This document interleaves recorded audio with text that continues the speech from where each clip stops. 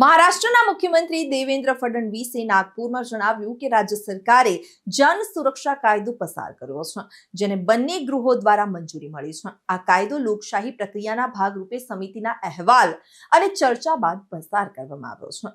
આ કાયદાનો હેતુ જાહેર હિતનું રક્ષણ કરવાનો અને શહેરી માઓવાદના સુનિયોજિત ષડયંત્ર સામે કડક કાર્યવાહી કરવાનો છે। મુખ્યમંત્રીએ જણાવ્યું કે માઓવાદીઓનું લક્ષ્ય લોકશાહી સંસ્થાઓમાં ઘૂસણખોરી કરી અજારકતા ફેલાવવાનો છે। છેલ્લા કેટલાય વર્ષોમાં જ્યારે તેમનો વન કેડર નબળો પડ્યો ત્યારે તેમણે શહેરી કેડર બનાવ્યો અને શૈક્ષણિક સંસ્થાઓ, યુનિવર્સિટીઓ તથા અન્ય સંગઠનોમાં પ્રવેશ કરી બંધારણના શાસનને ખતમ કરવાનું ષડયંત્ર રચ્યું।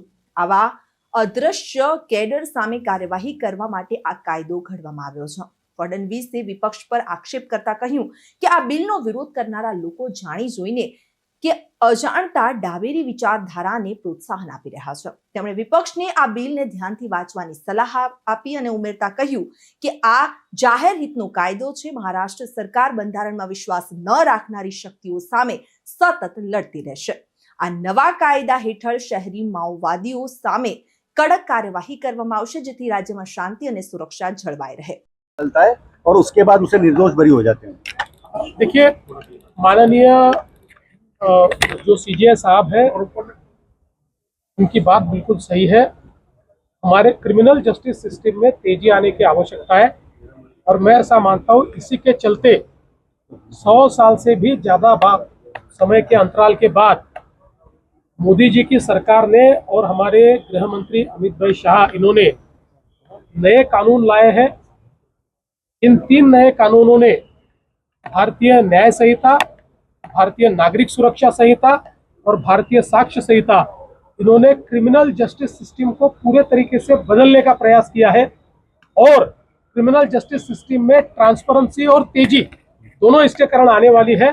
और मुझे लगता है कि एक और कानून है, दूसरी ओर व्यवस्था है और तीसरी ओर जो कोर्ट्स है, कोर्ट्स भी धीरे धीरे इस सिस्टम को अपनाएंगे तो इसमें तेजी आएगी। माओवादी विचारांचे काही लोक जे आहे ते यापूर्वी पाहिलं आपण, त्यांच्यावर कारवाई करणं शक्य होणार आहे आणि माओवादी विचारांचे काही लोक गांधीवादी संस्थांमध्ये सुद्धा गेल्याचे वर्ध्यामध्ये महात्मा गांधी आंतरराष्ट्रीय विद्यापीठ असेल किंवा इतर ज्या संस्था कारवाई होईल। जे काही माओवाद्यांचं संविधान मी वाचून दाखवलं, त्या संविधानामध्ये त्यांनी त्यांच्या केडरला दिलेला एक प्रकारे हा संदेशच आहे किंवा हे टार्गेट आहे की लोकशाहीवादी संस्थांमध्ये शिरायचं आणि मग त्या ठिकाणी अराजकता तयार करायची, हे त्यांचं मॅन्डेट आहे। त्यामुळे अशा कुठल्या संस्थेमध्ये ते शिरले आहेत त्याची माहिती घेतली जाईल आणि कायदेशीर कारवाई केली जाईल। हिंदी में सर ये बताइए, माओवादी विचार जिस तरह से कुछ संस्थाओं में घुसा है, गांधीवादी के विचार संस्थाओं में माओवादी विचार घुसने की इसके पहले जानकारी थी, इस पे कार्रवाई नए कानून के तहत होगी।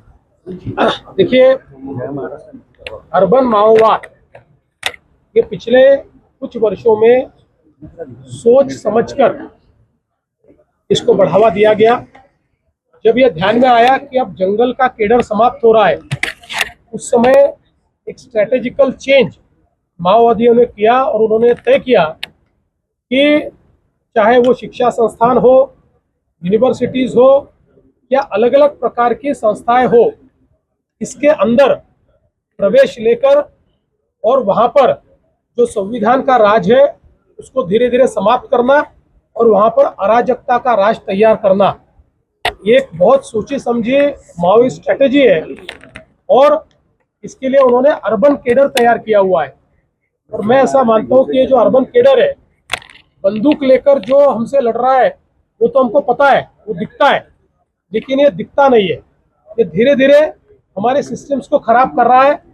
इसलिए अब इसके खिलाफ सख्ती के साथ हम कार्रवाई कर पाए, इस दृष्टि से हम लोगों ने ये जो एक नया कानून तैयार किया है, मुझे ऐसा लगता है कि इसके कारण अर्बन माओवाद के ऊपर हम लोग बहुत बड़े पैमाने पर कार्रवाई कर पाएंगे। रिपोर्टर सतीश सोनी साथे चक्रवात न्यूज महाराष्ट्र।